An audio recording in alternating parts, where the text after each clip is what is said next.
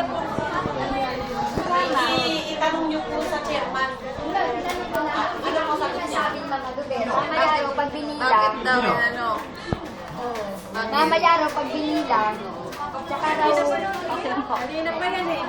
Lagi ka Sa inyo ngayon. na nakamonitor lang sa isang presinto na hindi siya umaalis. Wala, pinapatayan niya lahat ng tao. Hindi ka umiikot. Lagi ka ngayon. Hindi ka umiikot. Okay ka, sige. Okay yun, hindi okay yun. Alam mo, hindi ka umiikot. Hindi yan okay. Hindi yan okay. Hindi ka umiikot, Pat. O, ito ka, oh. Wala ako. Oo, ayan, oh. Hindi niya ang sabi ni Mama Lubet. Mamaya raw pag binilang nila, doon daw. Hindi ka umiikot.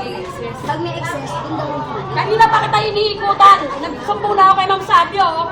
Hindi ka umaalis. Bawal nga alam, bakit ilang ganyan ba ka? Sana nga, ano ba rin umaalis doon? Kaya ba't binigyan na pa ng excess?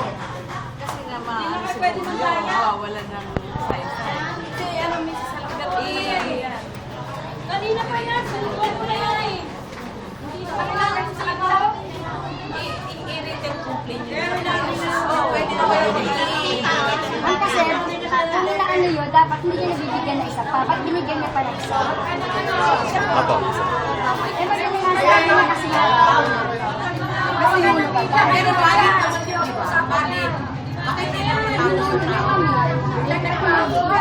Ma'am, bali, ba't binigyan niya pa ng isa? sabihin? Ano ba ang question ng mama mo? Bakit na ibinigay niya kaagad kay Mrs. Alabet? Andito po ako, pinapasok nila ako. Bakit lang? Kaya nga bawal ang Alis lang po ako. Kahit na bawal pumasok dyan. Kaya nga pa, dito lang ako. Ay, hindi. Naka-close door po kayo eh. Sige, doon sa labas. Close Sa door labas. po kayo Naririnig kanina nyo eh. naman siguro.